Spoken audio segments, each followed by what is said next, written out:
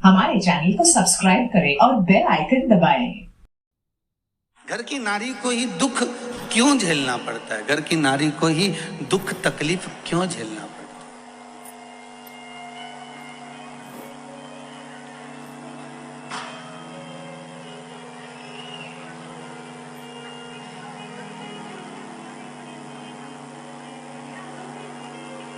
क्यों?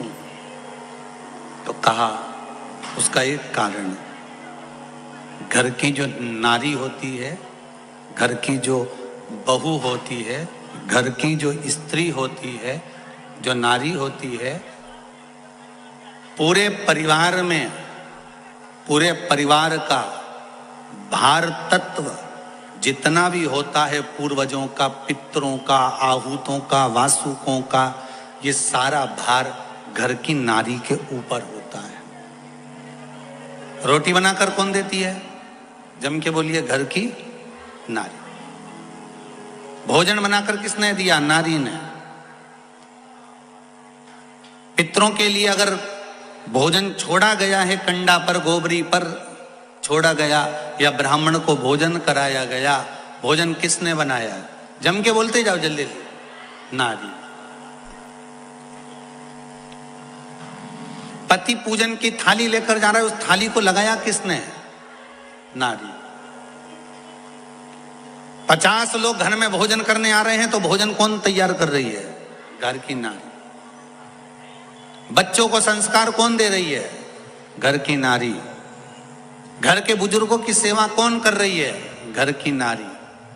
तो नारी पर इतना दुख क्यों लिखा होता है? तो शिव महापुराण में भगवान देव अधिदेव महादेव कह रहे हैं, सुनो वृंदा, बड़ा ध्यान लगाकर सुनना कि घर की नारी को ही दुख क्यों झेलना पड़ता है, सारी तकलीफें नारी के हिस्से में क्यों आती है, क्या कारण?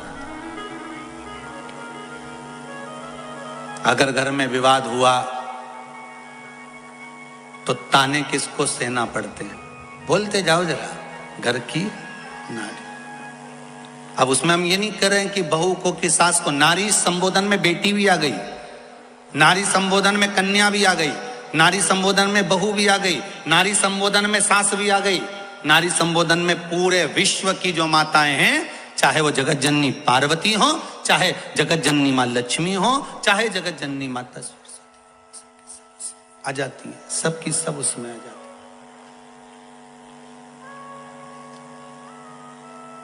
इनके खाते में दुख क्यों लिखा हुआ है? कारण क्या है? शिव महापुराण की कथा कर रही है।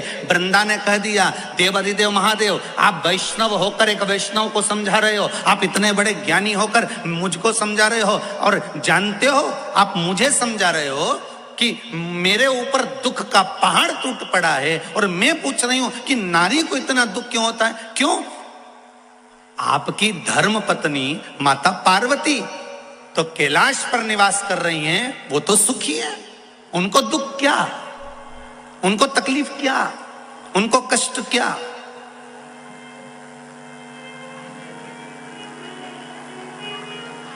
शिव जी कहते हैं, अरे वृंदा, यही तो बात है ना, कि हमको लगता है कि वो सबसे ज्यादा सुखी होगा, जो डनलप के गद्दे पर सो रहा है,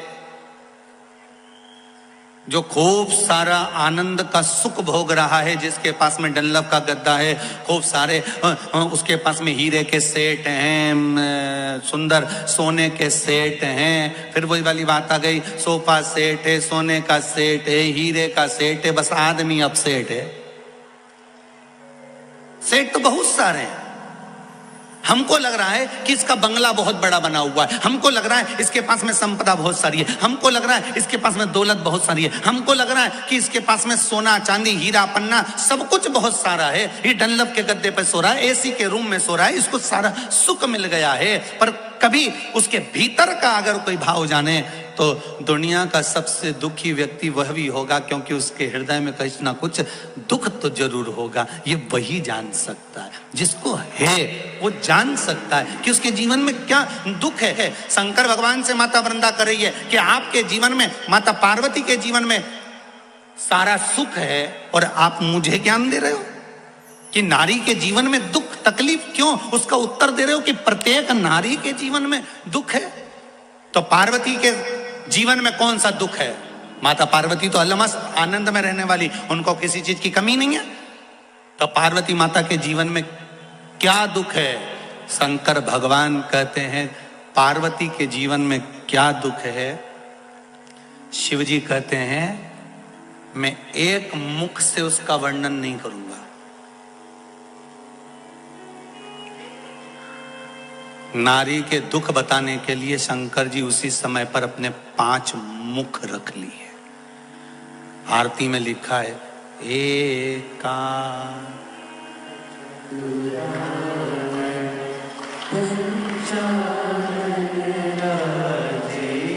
अब एक मुख वाले भगवान विष्णु, 4 मुख वाले ब्रह्मा और 5 मुख वाले शिव जी के 5 मुख कब हुए थे? जब एक नारी के दुख का बखान शंकर जी वृंदा को कर रहे थे।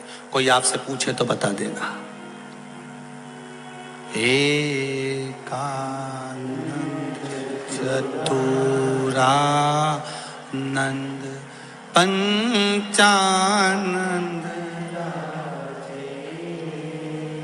भोले पंचा। अब देखिए 5 मुख 15 आंखें, कितनी आंख? जब शिव जी के 5 मुख हैं, एक मुख पे 3, तो 5 पे मिला के कितनी हो गई? 15। शिव जी 15 नेत्र से पार्वती का दुख देखते थे। 15 नेत्र से।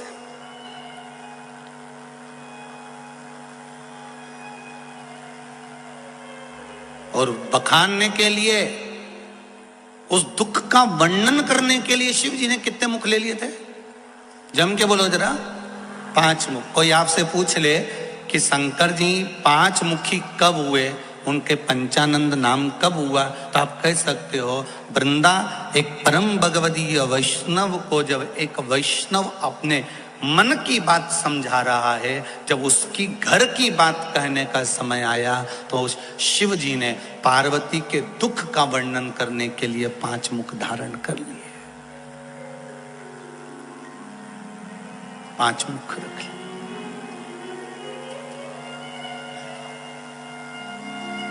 शिव जी कह रहे हैं सुनो वृंदा, 5 मुख से 5 दुख शंकर भगवान वृंदा के सामने पार्वती, क्योंकि वृंदा ने शब्द ऐसा कह दिया था कि आप मुझे समझा रहे हो पार्वती को दुख क्या है, पार्वती को तकलीफ क्या है, पार्वती को कष्ट क्या है।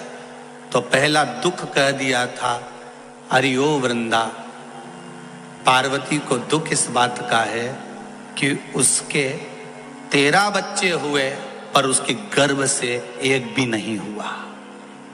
यह जीवन का सबसे बड़ा दुख है। कितने बच्चे हैं शंकर भगवान के? 13।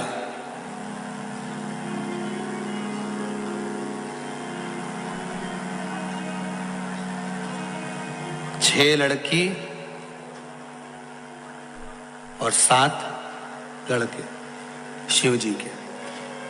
पर माता पार्वती के गर्भ से कितने बच्चों ने जन्म लिया? किसी एक पुराण में कहीं लिखा हुआ बता देना कि ये पार्वती के गर्भ से इस बच्चे ने जन्म लिया। पार्वती के गर्भ से ये बच्चा जन्मा था।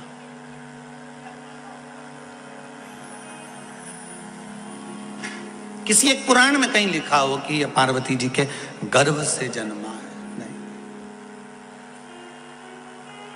6 पुत्र षडानंद कार्तिकेय का जन्म हुआ तो गंगा जी के जल से हुआ। 5 लड़कियों का जन्म हुआ तो गंगा जी के जल से हुआ। 1 बेटी अशोक सुंदरी का जन्म हुआ तो अशोक के वृक्ष से हुआ।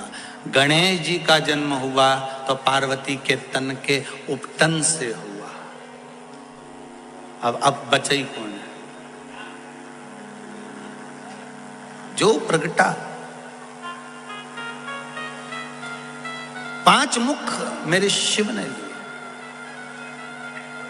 15 आंखें मेरे शंकर भगवान ने बनाई है। इसलिए ये 5 मुख से वर्णन करते हुए शंकर जी कह रहे हैं कि दुख नारी का तुम करे हो, पार्वती सुखी है।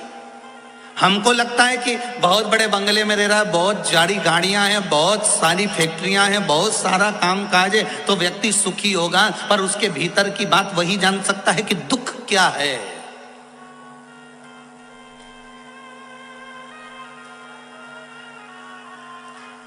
बहुत सुंदर प्रसंग है महाराज जी। धन का बिस्तर मिल जाए पर नींद को तरसे नैन, और कांटों पर भी सोकर आए किसी के मन को चैन। बहुत पैसा होने के बाद भी लोगों को रात को नींद नहीं आती, गोली खाकर सोना पड़ता है। और बहुत गरीब बड़ा व्यक्ति, ठेला चलाने वाला, झाड़ू लगाने वाला, सफाई करने वाला, पोछा लगाने वाला, घर में चौकीदार, नौकर, सेवक, वो आराम से फटे हुए टाट पर, बोरे पर भी सोता है तो चकाचक सोता है, उसको नींद भी अच्छी आती।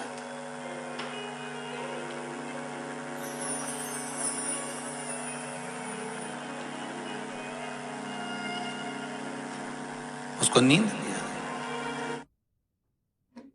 एक बात अपने जीवन में सदा उतार कर हमारे चैनल को सब्सक्राइब करें और बेल आइकन दबाएं।